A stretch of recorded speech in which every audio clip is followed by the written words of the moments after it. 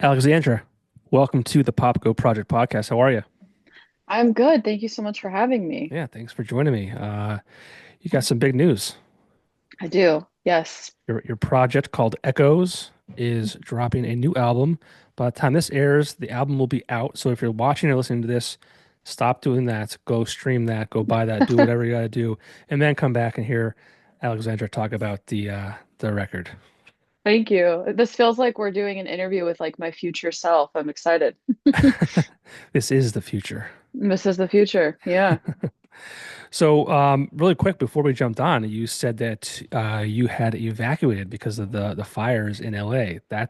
Yes. I mean, I've never been that far west. I'm on the East Coast, Scranton, Wilkes-Barre, PA. I think the furthest west I've ever got was like Colorado.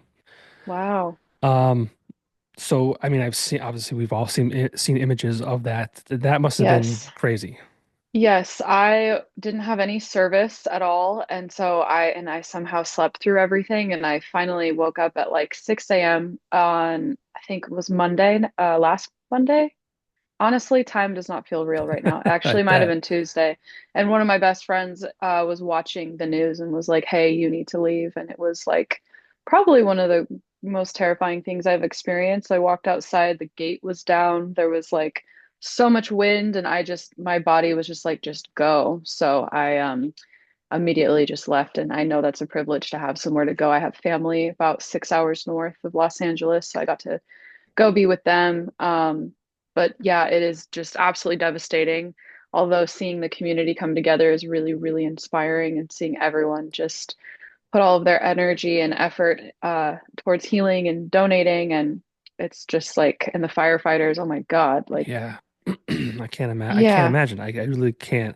Now, where you hmm were, was that did it eventually get ruined by fire My apartment is still standing and it is okay, but a lot of the neighborhoods around me are not okay. And I have been feeling awful that I can't go and be there in person to help. I have really bad asthma, so I can't be in poor air quality or it'll trigger asthma attacks. So sure.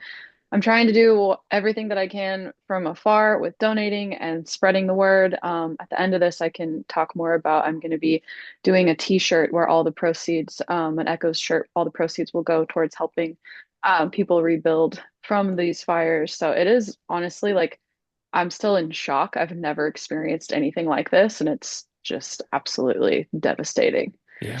Mhm. Yeah, I can't imagine. And I wish everyone the best and hopefully there's a quick rebound. I mean, I don't know how you Yeah. get quick from all that devastation, but Yeah, so I've been feeling really torn of like promoting an album at the same time. So I want to use my platform to also promote ways that you can donate and help people, because that just feels right to do at this time. of course. Well, hmm if you give me that link, I will share it in the description and all that kind of stuff too, and Yeah. I'll help however I can. But on the positive side, we'll talk about this new album titled "Quiet in Your Service." Mhm. Um, I don't know you at all, obviously, but I feel like from the things I try not to do too much research prior to these because I want to do the organic fact finding, right? But Yeah. I feel like stuff that I've seen and some of the music, I feel like the title of that album has kind of a purpose or a meaning behind it. Mhm. Is that Yeah. accurate? Yes. Can you elaborate on that? Yeah, yes. Sorry, my brain is a little fuzzy today. That's okay. Yes. So as time has gone on and I talk more about this, I feel like you can apply it to multiple things in your life, making yourself quiet in service of other things. And for me, this was a relationship. And I think that being quiet in service of a relationship or of a job or of a situation or, a family member, something along those lines, like if you're making yourself small in service of another person or thing, you're not living your truth, and you're not using your voice because you're afraid to maybe speak up for something that you believe in or something that you're going through. And so this record was kind of a testament for me to stop doing that. I'm an ex people pleaser, and I'm trying to not make myself small or quiet in service of that thing anymore. And I would imagine a lot of the songs are around that subject matter as well. Yep. And again, as time has gone on and I've gotten distance from things, I'm like, whoa, this is about, what started as a very toxic relationship. I'm like, as I'm getting older and I'm moving through it, I'm like, this is also about, a decision that I was trying to make or something that I was in, like an experience that I was in with a job. And it's like, I think a lot of us make ourselves, again, quiet in service of out of fear, making yourself small, not, standing in your truth. So my hopes is that anyone who hears this record, they don't feel alone in that and that it can inspire you to not make yourself small anymore. Why do you think we do that? I mean, like as human beings, like we tend to do that more than we should. Yeah, I always did that out of fear of whoever or whatever it is that I'm experiencing going away. Right. Yeah. Yeah. Yeah. So if it was a toxic relationship, I didn't want to speak up for how I was feeling in fear that that person would leave. Or if it was something, within my creative work or any of my jobs that I've done, it's like you're afraid you're not going to have that thing anymore.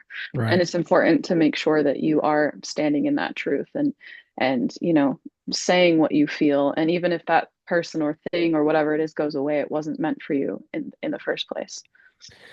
Yeah, it's funny how we do that to ourselves. It is, yeah. Yeah, I mean, it's not funny. It's just, I you think know, it's human nature. yeah, Yeah. you live in the fear of loss. I mean, Yeah. people do that in relationships and personal lives, even like business. Like, Hmm. I'm in sales, full time. So like, a lot of salespeople live in the fear of loss. Like, oh my God, like you Hmm. have this account or whatever, like, you live in this fear of loss. Like, what if I lose Hmm. this? Hmm. Um, yeah, it just, I don't know why we do that to ourselves. I think it's because we want to belong. And I Yeah. think that when you're living in the fear of loss, you're living in that state of like, what if I don't belong anymore? I think that's like the human, like the core of being a human is you want to belong and you want to feel seen. So, Yeah. I mm, mean, we're want to be part of tribes, right?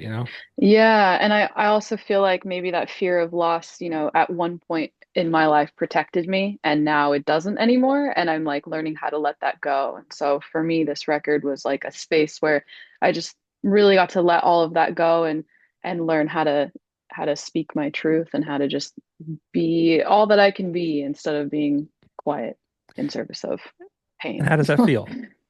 It feels really good. I feel like I keep saying in all my interviews, so I know I'm a broken record, but I turned 31 last year and Oh boy. entering my 30s is such a different perspective on life and I feel like I just finally have this self-love that I've never had before and when you can love yourself, you make decisions based off of that versus based out of that fear of loss, right? Yeah. And so I no longer feel like I have to make myself small to like fit into other people's molds of what they want me to be. I feel like that's a common theme now too. And I don't know if it's, the the period of time or what it might be, but I feel like people are finally embracing this type of thinking that you have now and just kind of breaking themselves away from, past trauma and all that kind of stuff. And I don't know if it's because mental health is such um a big thing now and the acknowledgement of it and the Hmm. people accepting that, like therapy and forms of help aren't isn't a negative thing. Yeah, I'm so grateful that mental health is a widely accepted, topic now versus even when I was like in middle school, it was like just becoming, okay to talk about. And even things like I struggle with severe ADHD. Like I didn't even know that I had it really or what it was up until I'd say even the last 5 years is when it became more of a normalized topic, at least from my perspective. So, Yeah, mhm. try being my age. I'm 42, so like my younger years it was just like you push it down, like just ignore it. Yep. And just, Yep. It's horrible because I think if we would have all known these things, earlier on, we'd have a lot more self-acceptance and self-love, and we wouldn't be like so judgmental and yeah. again, make ourselves feel like we have to fit into a mold. Yeah. I mean even the generation before me and then obviously Hmm. before that, it was like that was, Yeah. you never talked about your feelings. Like then I think that No. families, especially fathers, I think a lot of times, they were very much a father figure. They weren't Yeah. very they didn't communicate a lot. They didn't express that. And then Hmm. obviously it gets passed down. So, as the Hmm. generations go forward, I think we're making a lot of strides. And, that family unit kind of helps, kind of break those barriers, and it's a good Yeah. thing. It's a good thing. I fully agree. I feel like it's when I could go on a rabbit hole of the mental health thing and thinking about like even my grandparents and their, parents and how like none of this stuff was widely talked about and like how beautiful it is that, you know, it's a thing that I'm even able to talk about now, Like it's Yeah. just it's cool how widely accepted it is. And I'm definitely try to be a voice of that for my fan base and community. We're very big on being open about mental health. I think it's a very important conversation. Well, that's huge too, because I mean, I say on this podcast a lot because there's a lot of musicians and them writing about certain things and their music, Hmm. and like, what does it mean to you to be able to you know take what you've gone through, put it into music, and then that's really help other people? Yeah, I always say that it helps me feel less alone. Like that's why I create music in the first place. Like even when I started, writing little poems and songs when I was younger, it was a catharsis for me. It was to make myself feel better because I felt so alone. And now that I have echoes, it's like I feel like I can say all these things that I'm feeling, and then my fans are like, "Oh, hey, we feel that way too," and it in turn makes me feel less alone in a Right. completely new way. So it's really, really powerful. And people share their stories with me and they share their stories with each other. And I'm grateful that I even have the space to not only heal myself, but help others again feel less alone in these emotions. So it's very surreal. Yeah, I can't imagine what that's like. But I always say that there's people that are put on this earth to do certain things, and those who are musicians and creatives, I think are like yourself, like you're put here to help people along the way while also helping yourself too. Yeah, I've always felt that like that's my main goal here on earth is to be able to like transmute whatever pain that I'm feeling and regurgitate it into this, healing sonic form that heals me. And again, I always say this in every interview. Like I always knew that I wanted to do this, but I never thought that it would like get this far. And it still is like crazy to me when people are like, "Hey, your music, helped me." Because it's just this all starts, on the floor in my bedroom in a notebook. And to know that it goes outside of that is just like, it blows my mind. Yeah, everywhere. Yeah. Yeah. So today's the 13th of January. The album drops on the 17th. Like I said, the album will be out when this comes out. How long has been this been ready for? Has this been Oh, a long man. process or? Yes. I started writing this record in, I want to say November of 2022. Okay. So it feels very like I'm still processing that it's even finally coming out. Yeah. Yeah. And what does that feel like? Are you nervous for it to enter the world and be available to everyone? Yeah, I always feel like, these songs are not going to belong to just me anymore. And that's kind of scary, but also really beautiful. Yeah. So I always tell myself they're going to go where they need to go.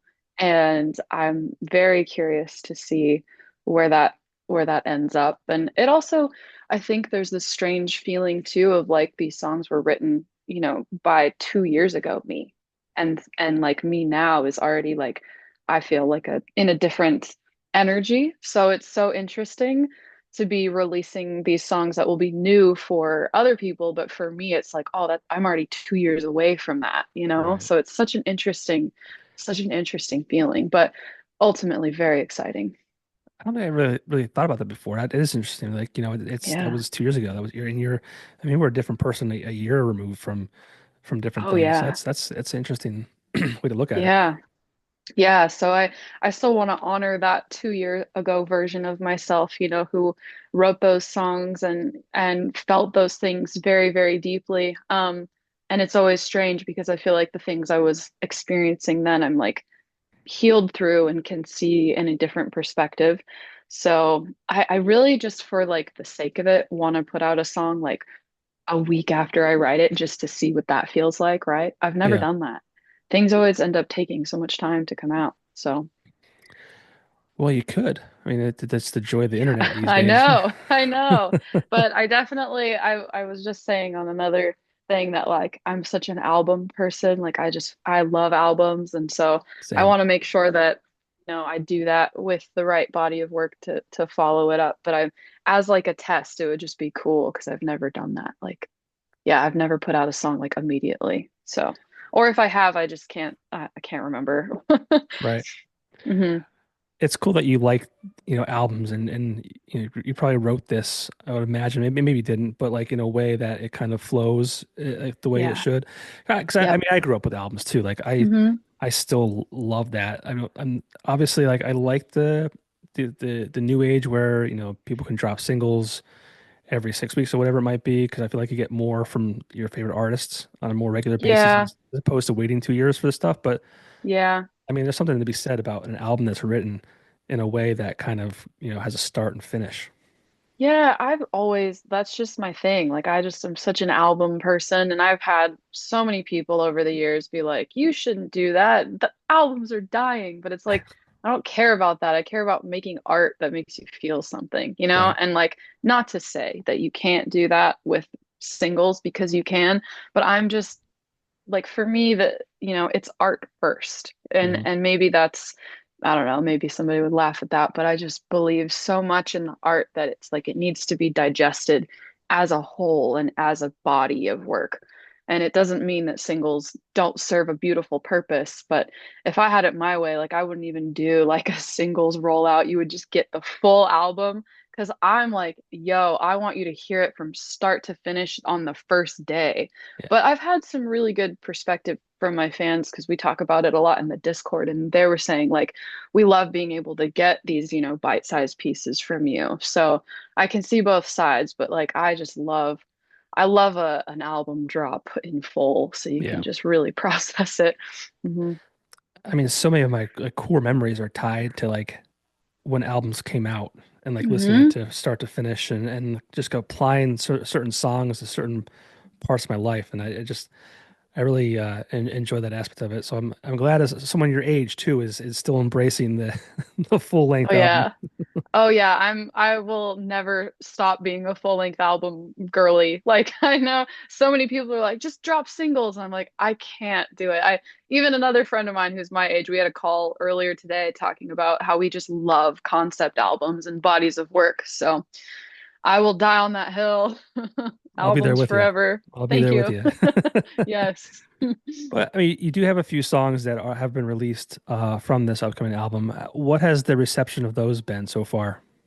They've been so good. I have the coolest fan base. I'm so grateful. I mean, everyone has been like, I really think I've only maybe gotten like two hate comments. I always say I only have at least that I know of four known haters. And like I'm too sensitive for more. So if you guys hate my project, just don't tell me. But it's been great. The response is great. All of my fans that, have been following my journey from the beginning till now, they accepted the shift in genre with open arms. I've just been given nothing but support, and I'm always prepared for, people to say maybe they don't like it, which is okay. But right now, I feel very, very supported and very loved with all of the singles that have come out. It's been a really, really cool to see how it's received. You mentioned a different genre. Like, talk about that because I did notice that note. hmm Leaving the world of dance music. hmm Um, what kind of led to that, and how has that maybe been a challenge for you, or maybe it's been something else? Yeah, so I've always said that I feel like the heart of Echoes was alternative electronic. So it wasn't fully EDM. We always had, elements of alternative, elements of rock music throughout my previous albums. And this record just came to be because I sat in on a session with my friend's band. They're called Gold Souls. I love them. To write for them. And they were like, hey, you should sing on a song with us. And we did that. And we were all kind of like, whoa, this it's fun. We should do this more often. And we started doing that every week. And we were like, hey, I think we have a Echoes record. So it was just very organic and natural how it came together. And I'd always kind of known I wanted to make more of an alternative record. So I feel like maybe past me manifested that in a way, and then it just really, I think when things come together organically and flow seamlessly, there's a reason. And so I just kind of followed that, and now we have Quiet in Your Service. It was like truly one of the most fun experiences I've ever had making music. Yeah, I'm a big believer in everything happens for a reason, and I think that like when it happens naturally like that, like you said, it's meant it means something. Yeah, I feel like, in anything, when it just flows, like there's a future you version that has already done it, right? And so, like, flow is you following that path. Like, there's this other you on the end of the string that's done it, and you're following those feelings because you're like, and it's so easy because you've already done it, which, does that make sense? Yeah, Yeah. that's also interesting to think about it that way. Yeah, that's how I like to look at things. And so, and if it's not that, it's because future you is maybe, doing something else and you're being redirected. So I feel like that was this whole record just felt like flow and seamless flow. And I just followed that and kind of let the songs write themselves. Yeah. And what kind of Mhm. ride are you looking to take your listeners on with this new album? I want it to feel like you can process whatever it is that you're going through and feel like you're not alone in that journey when you're listening from start to finish. It feels The record, to me, in my perspective, when you first start, it kind of feels like a stomach ache, and then the stomach ache subsides as the songs kind of take you through the uh, the storytelling and the journey. And by the last one, it kind of just feels like a huge, like deep breath after a good cry, with the outro song being Tolerance. So I just kind of feel like it's an emotional journey that you can process while listening to it. Now, I've had the honor to hear the album, and I have a few of my favorites. And I know sometimes artists don't want to talk about what songs mean because they want to leave it open to interpretation for the listeners. Yeah. But I'm going to name three songs, and then if you want to pick one to talk about, you don't have to, but Okay. it's up to you. But Yeah. I really liked Bruises, Mm. Over and Over, and then Quiet in Your Service.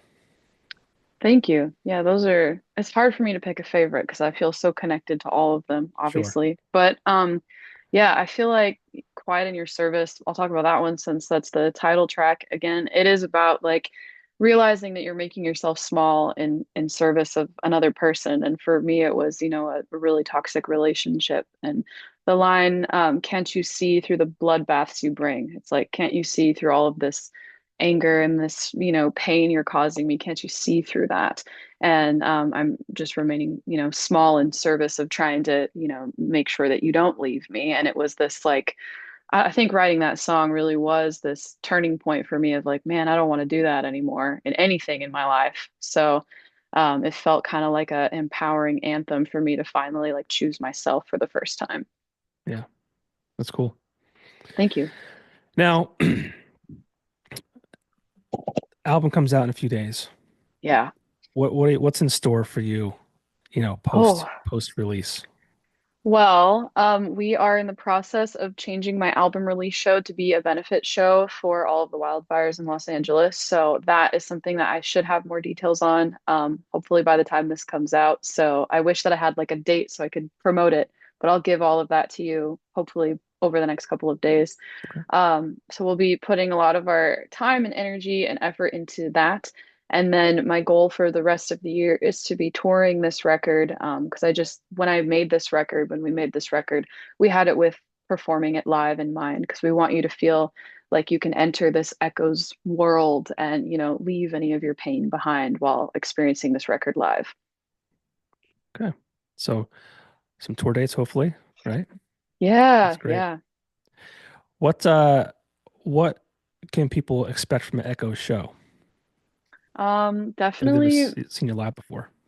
Oh, definitely a lot of feelings. I feel like performing live is a very, very emotional, cathartic experience for me. So I think it's, a safe space to just really process your emotions. Obviously, I'm singing about some pretty heavy stuff, and I feel like being in that energy exchange is just really beautiful. And my fan base is so welcoming and loving and supportive, and such a cool community. So I feel like coming to an Echo show, also, you feel like there's community and you're not alone. I know I keep touching on that, but that's been like the core of Echoes. Yeah. Yeah, I mean that's what it is. That's awesome. Hmm. Yeah. Um, who were some of your influences? Oh, I have a lot of them. I'd say like my biggest ones, Daughter, favorite band of all time. And Evanescence has always been a vocal inspiration for me since I was a wee lad.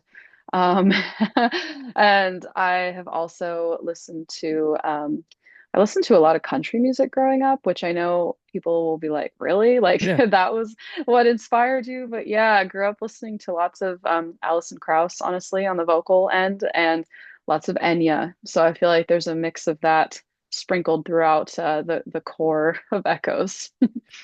I always love asking that question because you always get these. I don't want to say bizarre, but just like off the wall Yeah, answers. Like I'll like interview like a lot of metal bands and like I'll ask them the same yeah, question and it's like they like listen to classical music. I'm like, what? yeah. I know. It's kind of funny. People are like, "How did you get that?" Like, I mean, I'm sure nobody listens to Echoes and thinks of country music, or maybe Right. they do. I don't know. But yeah, I listening didn't. to a lot, yeah, a lot of that.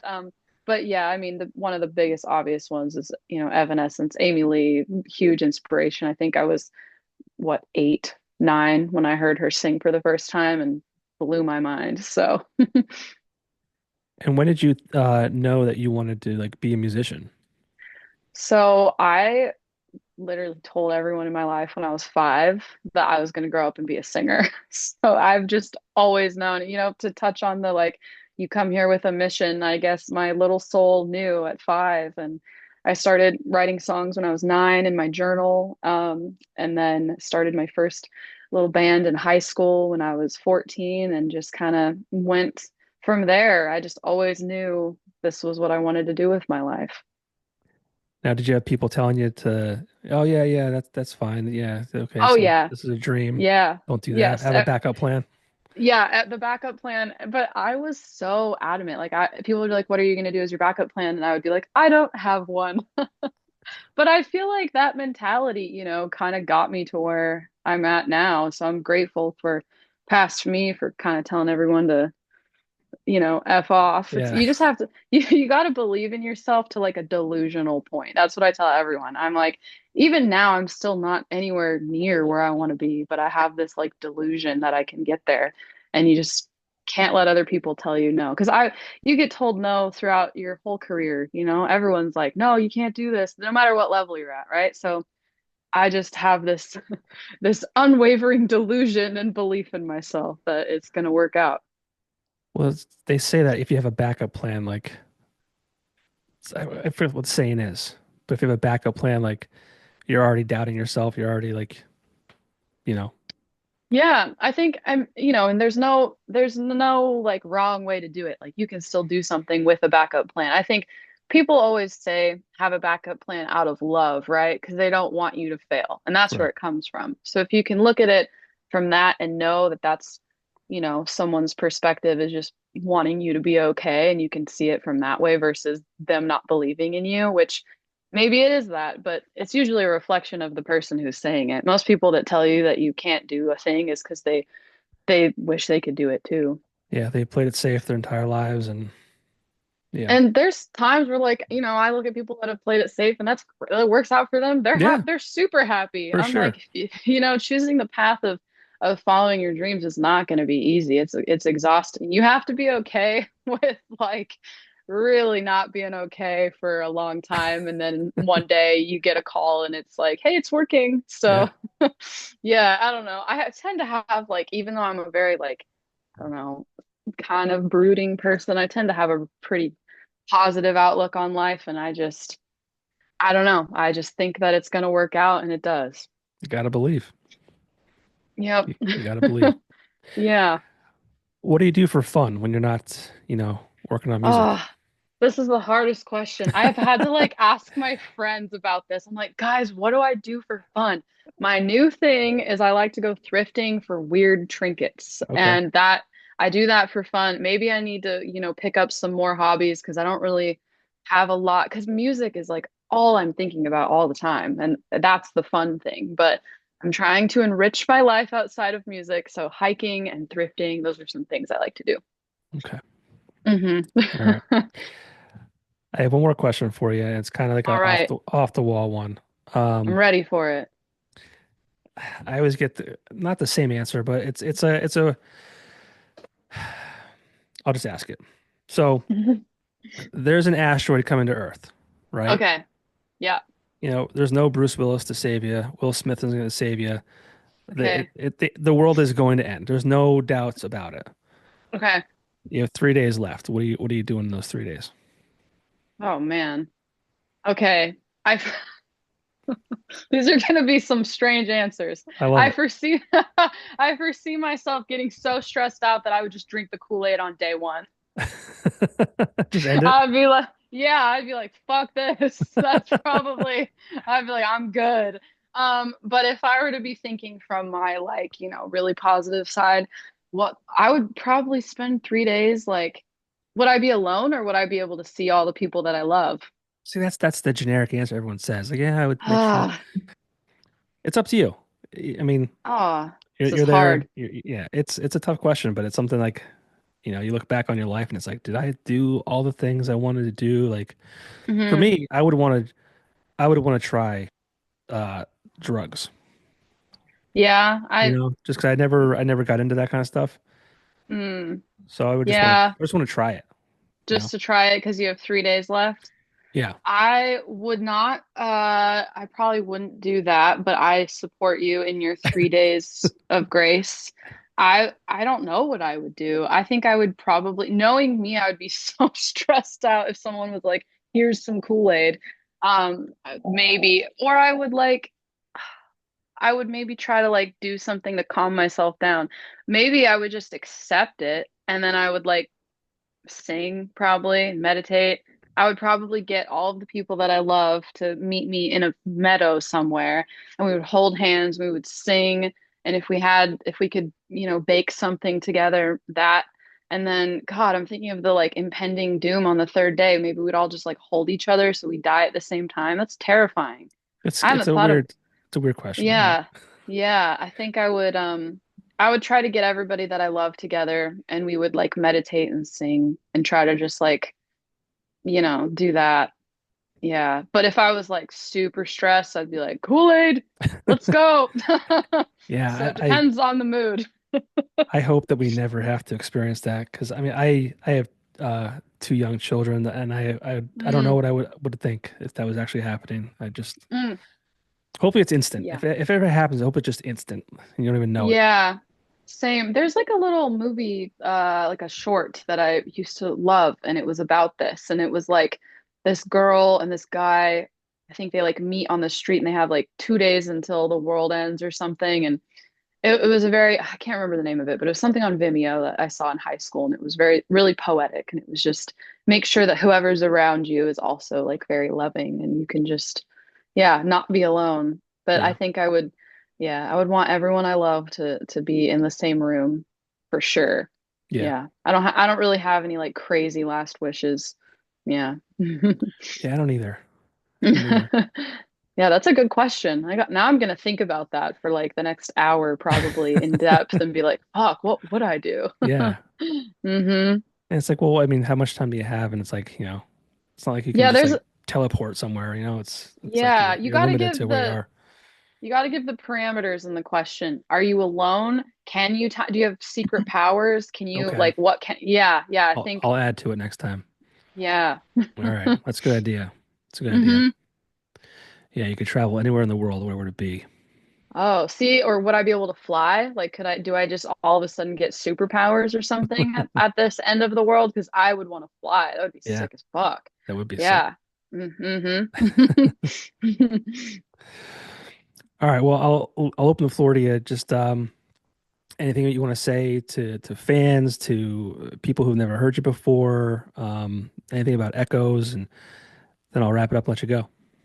Yeah. I guess my biggest thing is just so grateful to the fans who've been supporting me for 12 years now. Being able to do this is like the coolest job in the world, and I don't ever take it for granted. I wake up grateful every day that people for some reason want to listen to my diary.